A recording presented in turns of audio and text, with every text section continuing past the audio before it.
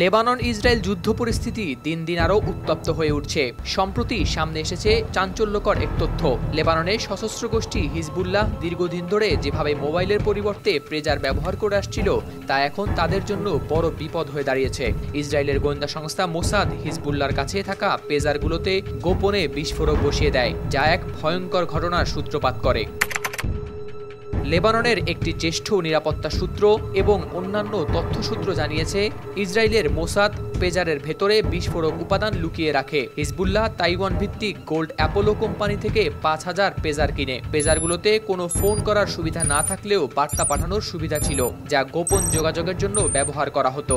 কিন্তু মোসাদ এই পেজারগুলোর ভেতরে বিস্ফোরক বোর্ড ঢুকিয়ে দেয়। বিস্ফোরণের পর জানা যায় যে ইসরায়েলি সংস্থা বিস্ফোরকগুলো এমনভাবে বসিয়েছে যা কোনো যন্ত্র বা স্ক্যানারের মাধ্যমে শনাক্ত করা সম্ভব হয়নি। এই কৌশলী পরিকল্পনাটি বেশ কিছু মাস ধরেই করা হয়েছিল বলে মনে করা হচ্ছে।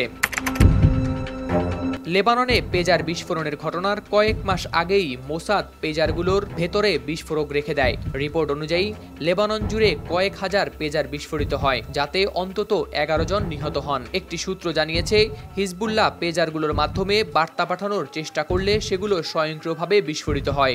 ওয়ালটন টেলিভিশন মাত্র ২৫,৪৯০ টাকায় পাচ্ছেন গুগল টিভি।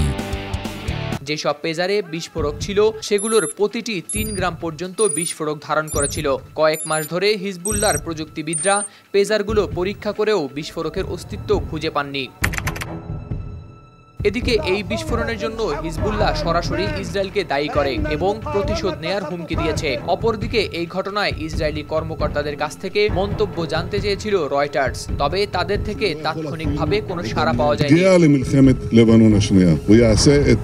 এটি স্পষ্ট যে এই বিস্ফোরণের পেছনে মোসাদের জটিল পরিকল্পনা ছিল, যা দীর্ঘদিন ধরে চলছিল। লেবাননের নিরাপত্তা সূত্র জানিয়েছে, এই পেজারগুলোতে এমন একটি বোর্ড বসানো হয়েছিল যা কোনোভাবেই সাধারণ প্রযুক্তির মাধ্যমে শনাক্ত করা সম্ভব ছিল না। হাওলাদার শামীম, RTV।